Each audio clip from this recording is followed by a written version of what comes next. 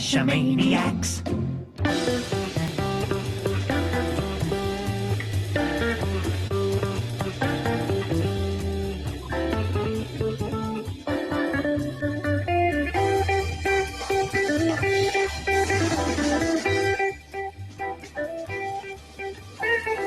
GeoGearHeads.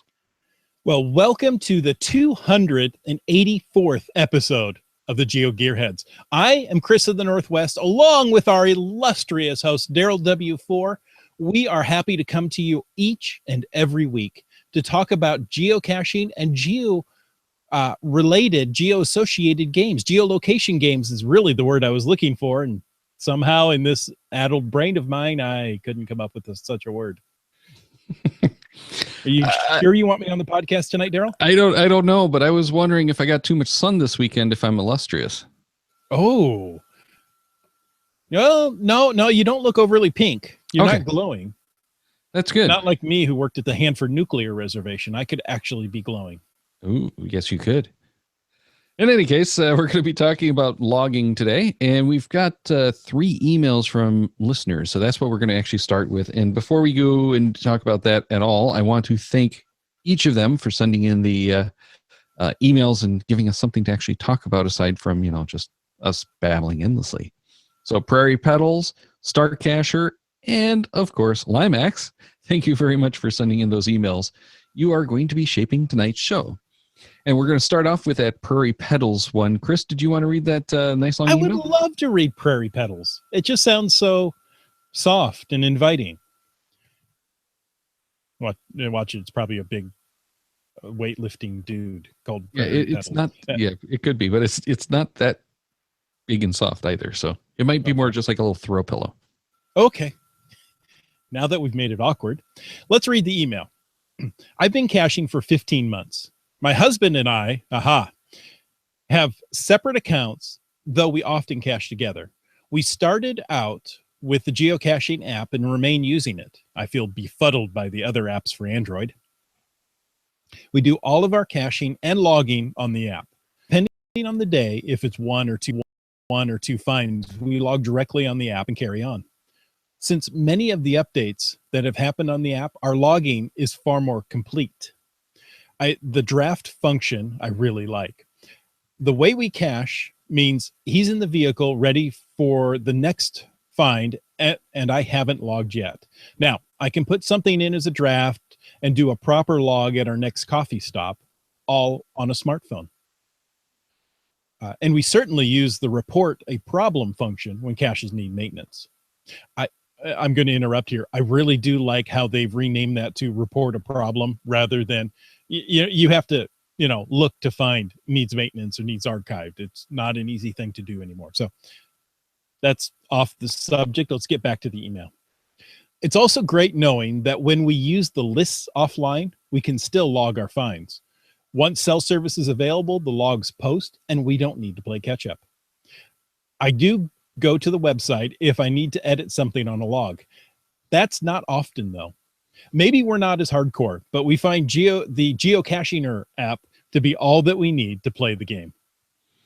Well, thanks again for submitting that. And I think you're not alone. There's a lot of people, especially it seems like the Android users, who are kind of all in on the Geocacher app. Of course, you also get that hardcore audience that's all in on CGO. Mm-hmm. But it is a preference thing, and CGO never made a whole lot of sense to me, as far as the interface and how it works. But it is definitely a powerful tool that isn't restricted to the API because it is doing stuff outside of the API. Mm-hmm. Definitely check out GC Droid, Geo, and I think there was another one that's escaping my head right now. But there are a number of those apps that have been essentially retired. The one that I used to like the most, CacheSense, has gone away. Yeah, that's a shame. CGO or the Geocaching app is really what to use if you're on Android, in my opinion. Yeah, well, Geo has some nice stuff going for it, including that TB scanner. And Yes. that's something worth downloading and playing with just for that. Even if you don't like it for the app, it's free and you've got that scanning in there. Mm-hmm. Mm-hmm. Definitely. The TB scanning really saves time when you're at an event. If you're going out to hit cars in the parking lot, not actually hit cars in the parking lot, that's a bad thing. If you're going out to scan cars in the parking lot, yeah, or all the trackables on a table, those TB scanners work pretty well. Yes, yeah, it's very nice having TV scan for iOS. I use that almost every event now. Um, if you don't have the Pro, it is kind of annoying because you're only allowed like 5 scans at a time, but it's still worth doing. And if you do have the Pro, you can then send those tracking numbers, the list of the tracking numbers, in an email.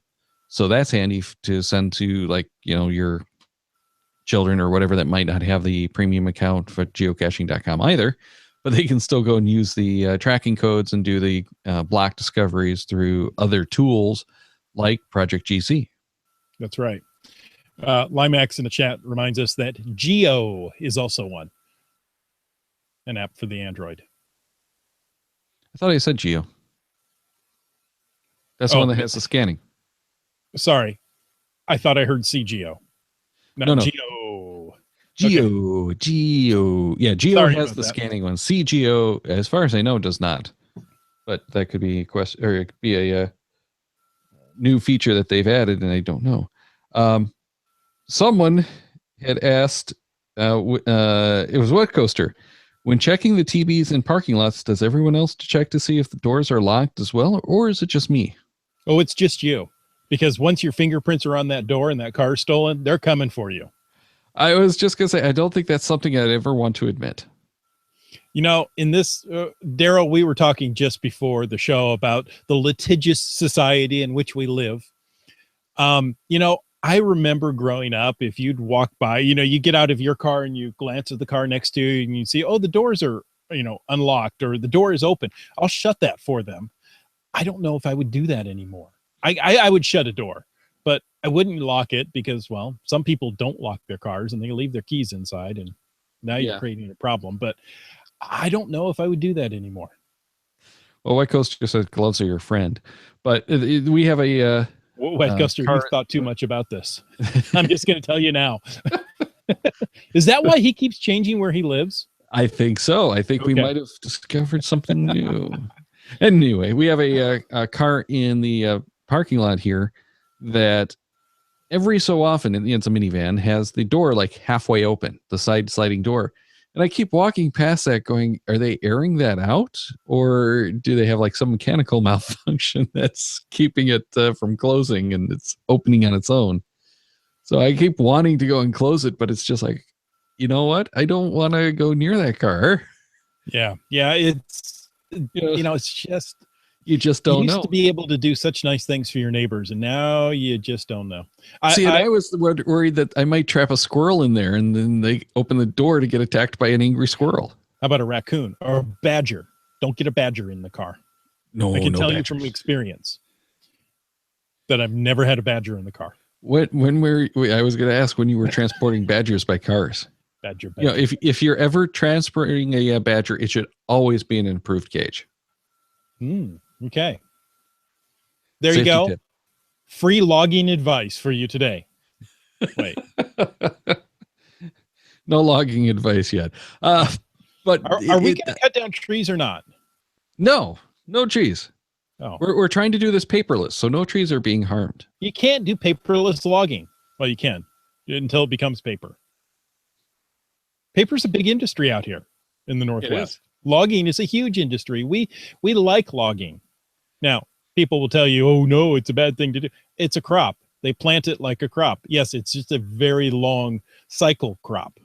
Well, I think I had heard something up here because, northern Michigan does a bunch of that too, where the pine trees that they're planting now have only like a 15 to 20 year life before they harvest them. Does that sound right?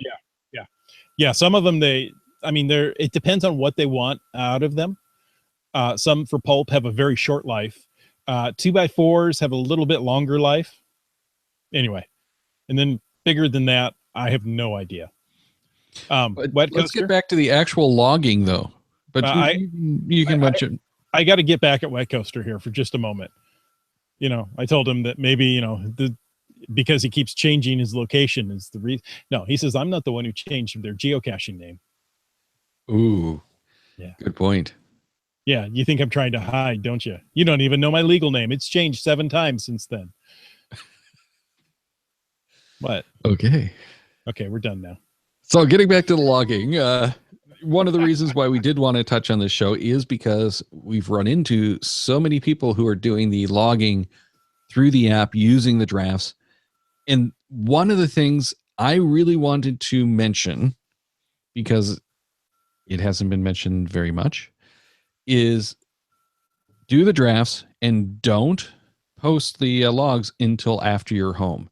It's not so much a safety thing, even though that's a big thing. It's just make sure that you've got everything in order. You can go through it, especially when you're caching with other people. I like having that list of the caches we've done today to go back and reconcile with the other cachers. And in many apps, you don't get that list if you submit the logs. It just shows up as, not there anymore on your map. So you can't really tell what you've done. So I like that. But there is that safety concern that we talked about years and years ago of letting people know that you're not home. Yeah, I definitely do that for travel. When I'm on a road trip, I do not post my finds right away. It's just something, that I've learned over time. Now, perhaps I'm overly cautious. I mean, who really cares about me? But at the same time, you just never know in this day and age. Well, I'm kind of the same way, but I worry now because I go and do, largely for the show, things like Periscope. Mm-hmm. People are going to know I'm not at home because I'm doing Periscope, because that has to be live. That's true. So it doesn't really make much of a difference if I post live or not. Nope. But I still hold them until I get home, because I just... Oh, even if you've Periscoped from the cache? Yeah. Okay. Yeah. And when I'm traveling, if I'm just out locally doing it, then I just usually post it. It doesn't really matter, You could be on your way to the store. They don't know. Yeah, exactly. Or on the way back from the store. Yeah. Or on the way to get ice cream. Everybody needs ice cream. Hey, Wet Coaster says, I do like using the new draft logs on my phone using voice input. I edit at the computer later to correct the, in his words, trucking autocorrect. Nice. And I wonder if he spoke that on his phone and it autocorrected. No. In any case, I do like using the voice dictation. I don't use it most of the time. I only use it when I want to do something that's a little bit different or longer. I still end up just typing most of the stuff and modifying the existing template. But I really like the voice to text. It's just most of the time it's more work than it's worth, especially if there's any kind of background noise like wind. I find that I have to correct way too many words to make it worth doing. I've gotten pretty good with voice dictation, being able to have it, I was going to say, the trick that I've learned is for the environment. Sure. Yeah, I haven't had such good luck when I'm actually outside. But the trick I've learned is do it from like the car. If you have a windy day, wait till you get back to the car and then do it in the car. Sure. I enjoy voice dictation. I think it's just so much quicker than typing all that. Absolutely. And at the same time, I use the templates in Cachely, so I make a combination of the two. Yeah, and the other thing is you get a different type of log when you're talking to it. It's more conversational usually, because you are talking and you're not thinking about typing it, you're thinking about saying it. So you really, what I find is I get more of like a hybrid of what I would say and type. It's not quite so as informal as when I talk, but it's still less formal and a little bit wordier Exactly. It's definitely wordier, though I find I still have to go back and correct the autocorrect because of, stupid words that you think it would have learned by now, like cache is not CASH.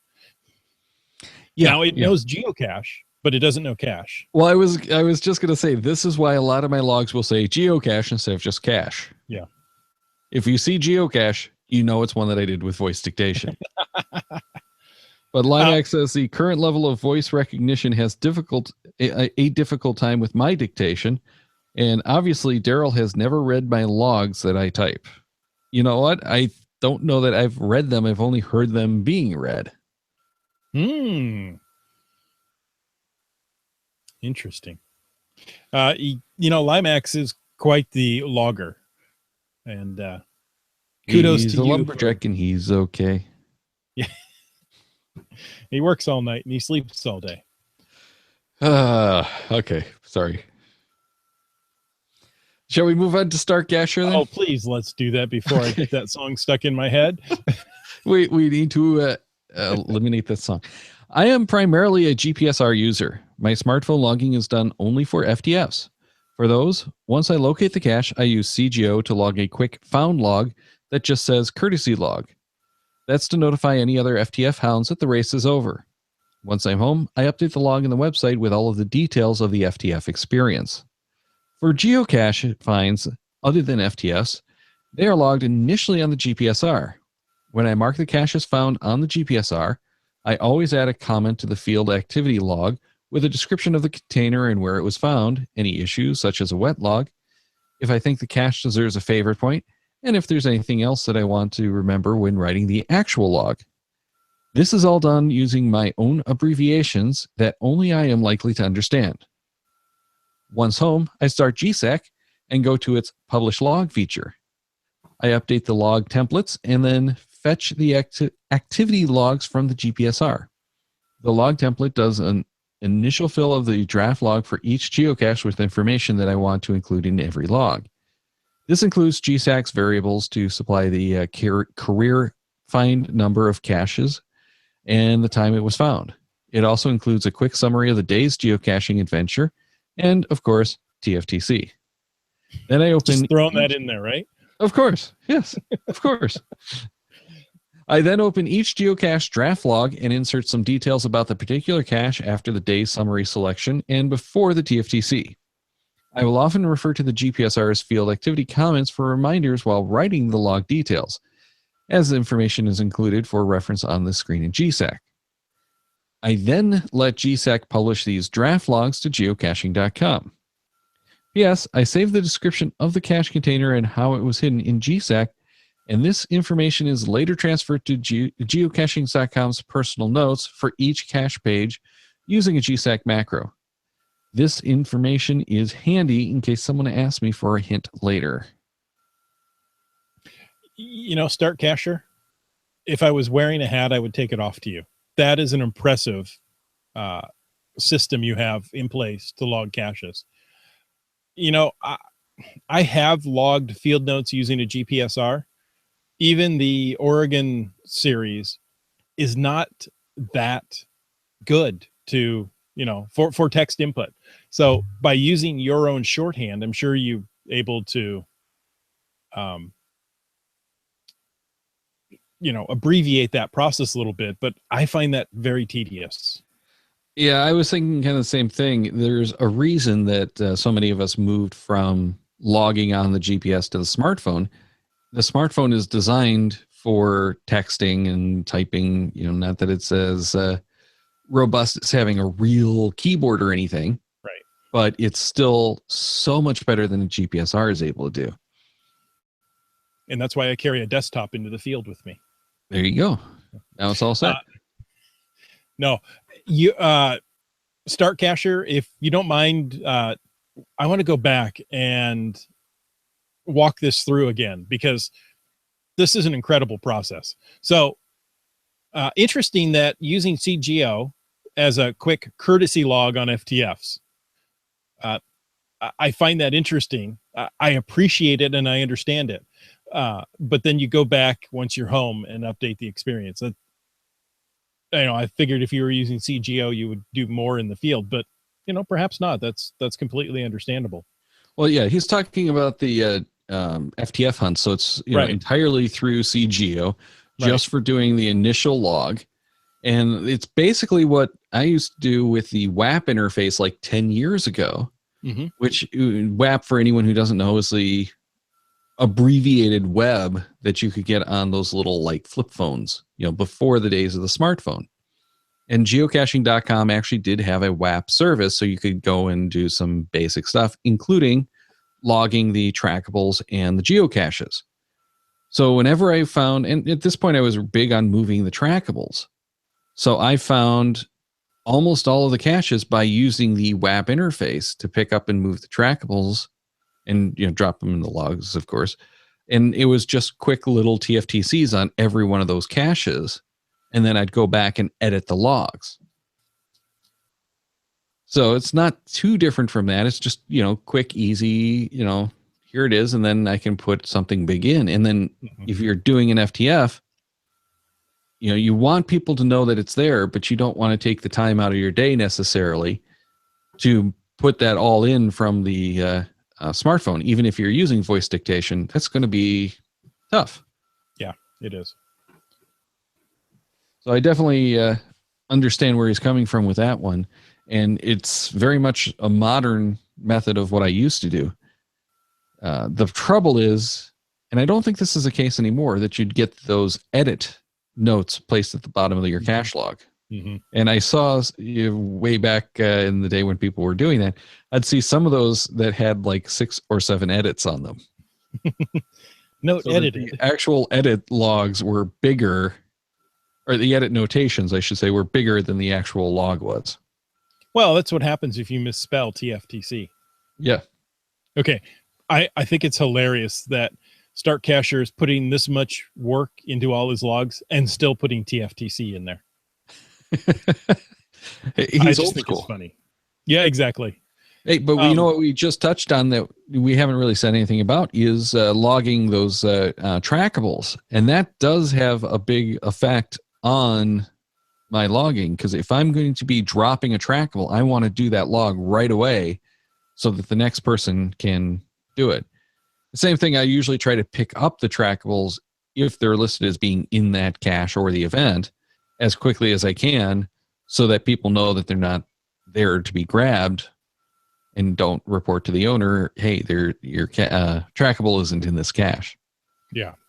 Of course, the problem becomes when someone before you hasn't dropped it in there.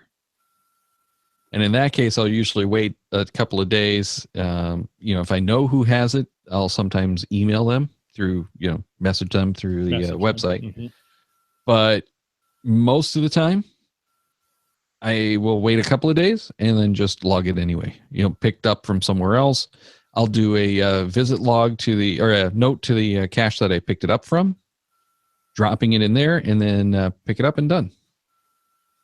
So you move it on even if you haven't heard from whoever picked it up last. Yes. Now, I've been very bad about my trackables lately. Bad, and Daryl.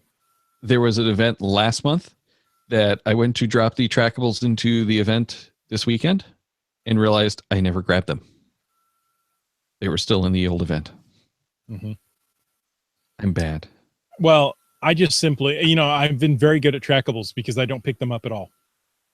So that means, I'm not holding them too long and I'm not forgetting to log them. And I'm missing half the game or so.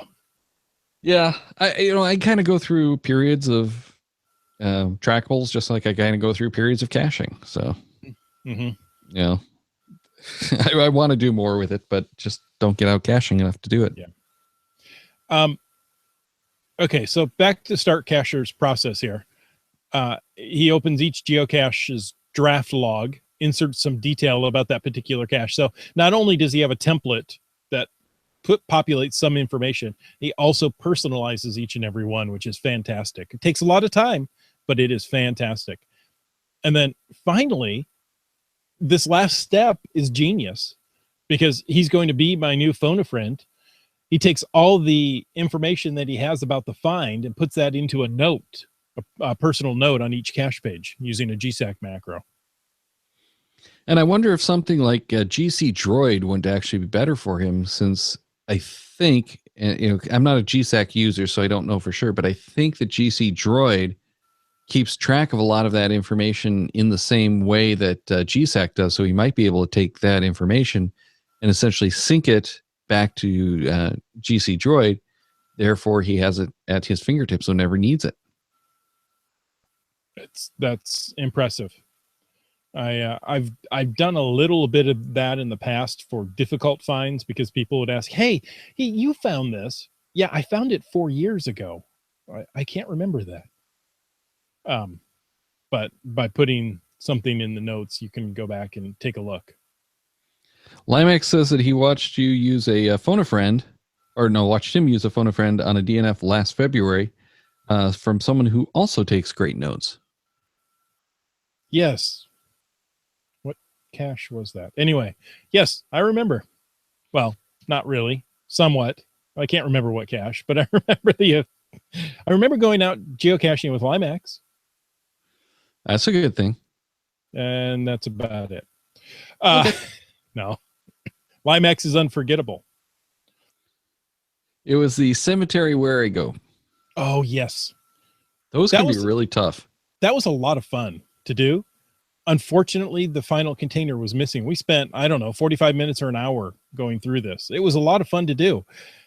And, maybe we spent like 25 minutes doing the where I go and, 20, 30 minutes looking for the finals. Like we've done all the work. I'm not giving up here. And this is why people don't like multis. Yep. You go through all that labor and only to find that something's missing and you can't complete it. Yep. Okay. Let's move on to the email from Limax, who Limax. Long-winded. Hey, Limax threw out some math at the beginning of the episode. This is episode 248, which according to Limax is 2 times 2 times 71. Because, well, why wouldn't it be? Because we don't like to do that much maths? Yeah, math is hard. All right. So let's get into his email. Yeah. Yes, why don't you read it? Because I'm tripping over my tongue already, and I haven't even gotten to the quote. Limax email says, you asked for some feedback on how people log. I, for myself, say, it depends. If I'm going out doing seat of the pants caching, I'm usually using my smartphone and Cachely, which I log directly after finding the cache. I don't use voice dictation since I'd have to correct it anyway. I type out meaningful logs with a finger. If I'm doing a caching hike, I'm using my GPSR and usually mark the cache as found in it with maybe a couple of keywords to trigger my memory when I get home. Then I upload the logs to GSAC and type out longer and meaningful logs without macros, although there might be some copying and pasting. That's the reason why it took me 3 days to write up the logs for my birthday hike. Every once in a while, I still use a website to log caches. But that's extremely rare these days. Again, I try to write more than just 4 letters, and I hope this gives you some insight. But feel free to toss in the TFTC on longer caches. In fact, maybe split up the letters throughout the whole log just to throw people off. No. Sorry. If you know Markdown, maybe you could start doing some weird formatting where you bold the TFTC that's embedded in the... there you go. Make it a hidden message or italicize it. Can I tell you an interesting logging story? You may not. Okay. Because, we're not talking about logging today. What show am I on? You're on logging in the Northwest. Oh, yes. Anyway. I'm a lumberjack and I'm okay. All right, so tell us your interesting logging story. Just Saturday, I was at an event with some good friends, and they had posted 2 geocache hides, and they got rejected. And they thought, why? And, they got some reasons, and they didn't feel it was the reasons were justified. So within the next couple of weeks, they went out and found a bunch of this reviewers' geocaches and took the time to write detailed logs about their adventure and their find in 50 some odd geocaches. It took them weeks to get it done. Wow. Resubmitted those same hides with the exact same words, and they were approved. When the reviewer, said, "Oh, thank you. I really appreciate all the logs and the good, the good logs you posted on our hides." All right. So just, if you're logging, you never know the side benefits of that. Wow, that's kind of weird. Isn't it? I thought it was odd. Yeah. One of the things that I miss from Geosphere is the ability to save those logs, edit them, and then post them in one big batch when you get back. And that's for two reasons. One, if I'm at one of the events where you have the caches that have not been published yet that you've loaded in, you can't submit those logs. So it's just going to air out anyway. Mm-hmm. But two, if I have like 20 or 30 of those caches, it's a really slow process to go through and hit each one of those and send. Good news, Cachely 3.0, and I saw the beta this weekend, actually has it and it works. What? Where you can submit all of the logs in your pending logs. Love it. Love it. Yep. And we've got Nick scheduled to come back on about a month or so after he expects to have Cachely 3 in the store. So we'll get a good look at what's actually in, hopefully like the 302 version. Give him some time to get it out there and get it fixed. Wasn't that a Ford engine? A 302? Anyway. I believe it was. Yeah.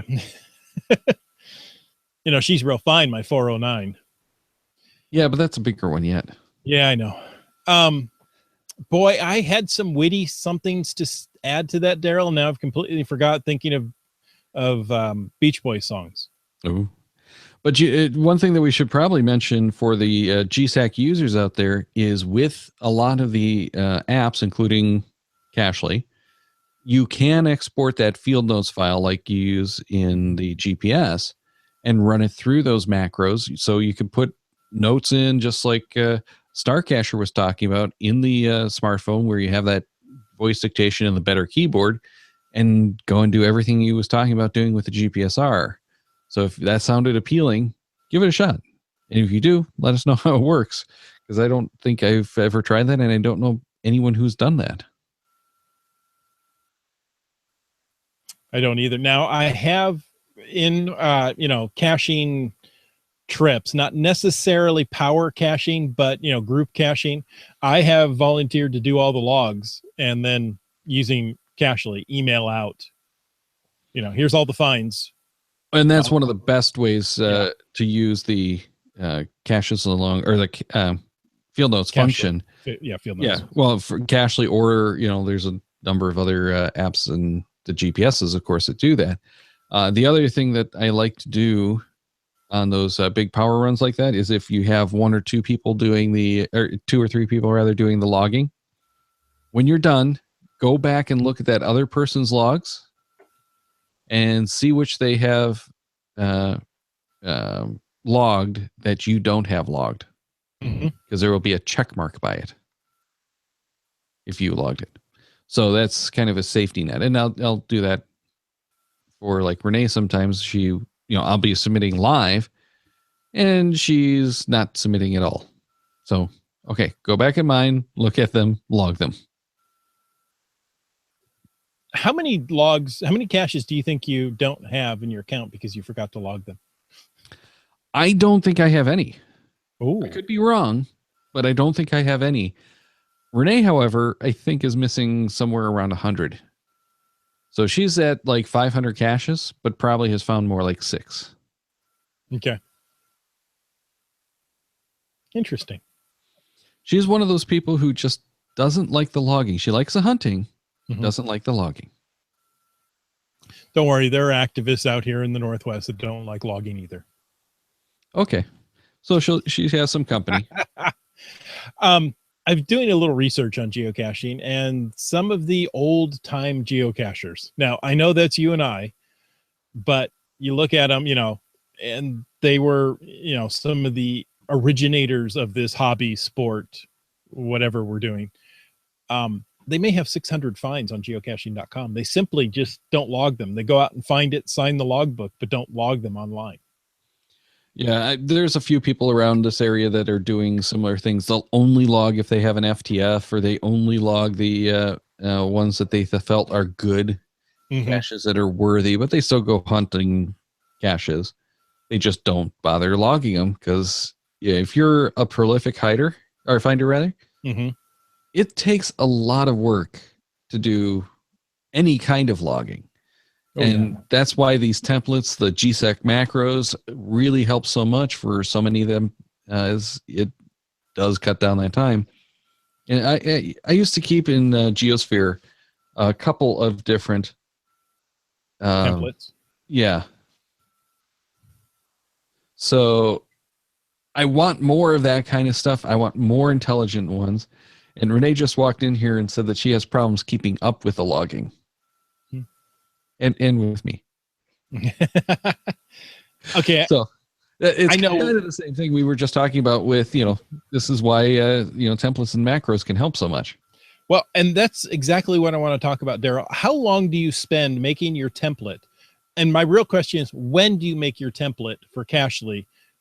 Is it on your first cache you're going out to find when you know the group you're with? Or is it something you've planned out ahead of time, the day before, or what have you? It really depends, and I don't do it as much on Cachely as I used to do with Geosphere. And part of the reasons I like doing it on Geosphere is it was a simple text file. So I could actually create the logs on the computer, to templates with all of the smart functions, that you replace kind of thing. So I'd go and build out ones for individual events with the links and everything, transfer it via Dropbox, and you just open it up and you have your new template. It also made it nice because you could back up your templates that way.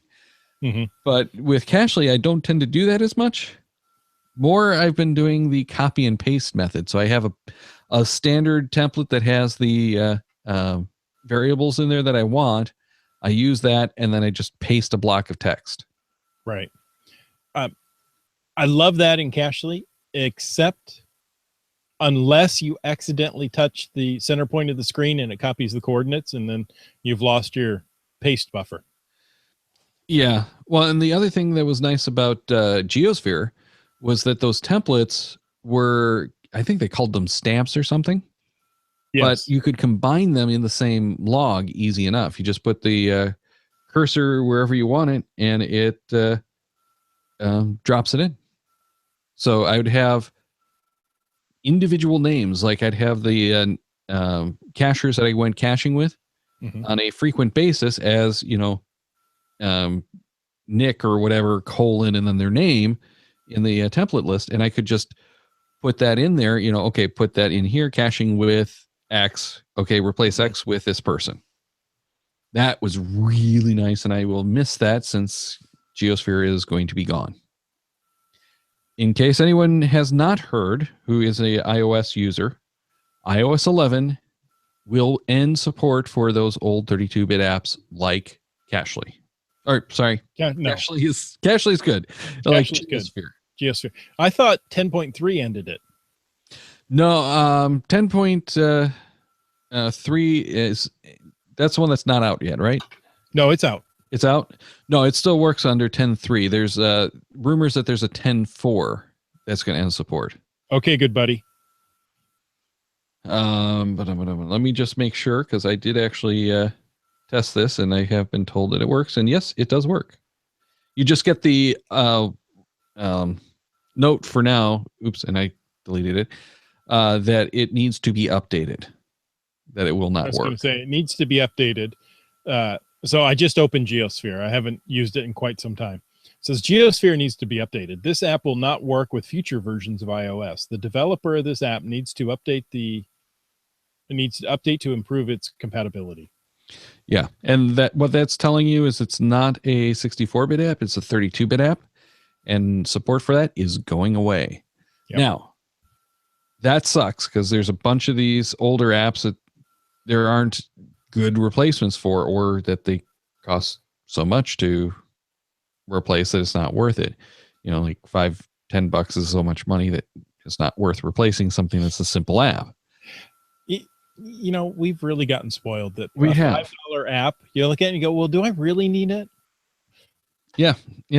It's gotten to be so cheap that it's, kind of silly. But yeah, the where I was $5 going lunch, with we that- go, oh, that's a good deal. I'm going to get that. no kidding. But where I was going with that is the benefit of this happening is we're going to see a cleanup in the App Store, and all of those old apps that aren't supported, because if they're still 32-bit, they're not supported. Right. They're going to disappear. They're not going to be there for you to touch anymore. So that's actually kind of a good thing. So is Tim Cook going to say, we had 10 million apps and now we only have 8 million?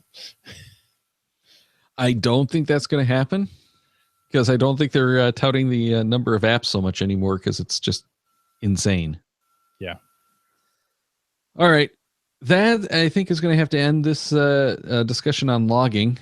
We're definitely going to be talking about it again. Hopefully, we're going to have one of the geocaching.com developers on to talk about some of the changes in logging too. So if you have anything you want to share about how you're logging, or maybe even some of your dreams, drop us an email at geogearheads@cachemaniacs.com and let us know. We'll use it for that show, maybe even get your ideas to the right people. And you never know, we may give them to the wrong people, and then you're really in trouble. Yes. Don't get caught. That's okay. Case, you want to make sure you listen to next week's show. So, that's not going to be next week. June 15th? Nope. We're not going to talk about that one next week. We don't have a date yet for the listings. And when you get to that, before we do get to that schedule, I do want to mention one other thing. Yes. But you'll notice on the schedule, there's only 3 on there, because I don't have the 4th week out scheduled yet. We like to leave our options open. Yeah, but usually I don't leave that open. So it's not that we don't have anyone planned for that. It's that we haven't gotten confirmations yet. And there's, I think, 3 different people that I'm looking at for that one show. So we do have a bunch of good shows coming up, but it's insane because I have a gap from like the beginning of July to like mid-July, and then we have like a bunch of shows from July into August, I think it is. Mind the gap. But I do want to say thank you to Velosaurus from the UK, who left us a UK iTunes store review that wasn't very good, but he let us know some good information. He said, the podcasters talk in understandable language about various tech subjects around the hobby. For me, the only downside is the constant high-pitched beeping in the background, which I don't get with any of the other podcasts I listen to. So I've been going back and forth with him a little bit. I was able to track him down based on his geocaching.com name. And it seems that we might have had a problem generated through the 64-bit downgrade in our quality that we had in the compression that we switched to a few months back. And this is the first we've heard of it. However, we haven't really been able to track anything down in the discussions back and forth so far. So if you have had these problems, please let me know. Email us at geogearheads@cachemaniacs.com. Let us know what you're playing it on, what kind of speakers, because I'm not sure this isn't related to some kind of Bluetooth issue. But let us know what your experience has been, and if you have any details. We're going to switch this episode back to the 80-bit format, though, and hopefully that fixes it. So let us know if you did have the problem, if it's gone, or anything else. The only difference that you should notice is the files are a little bit bigger. Mm-hmm. And now you can get to the schedule. I haven't had that problem. Only a bird screaming in the background when I was on. Yeah, that's not it.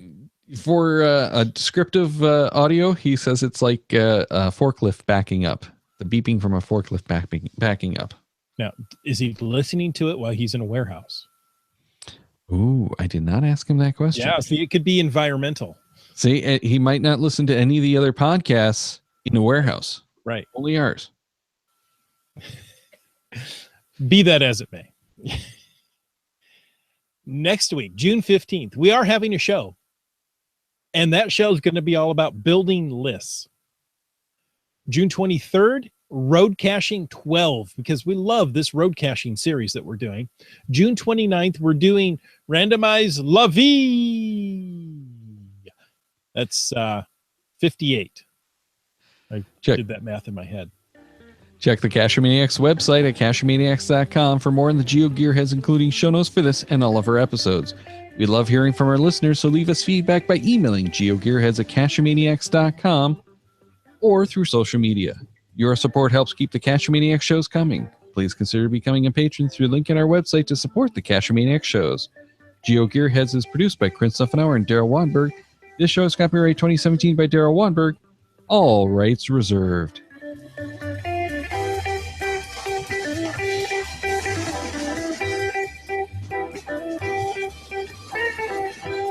Cash with the Cachemaniacs.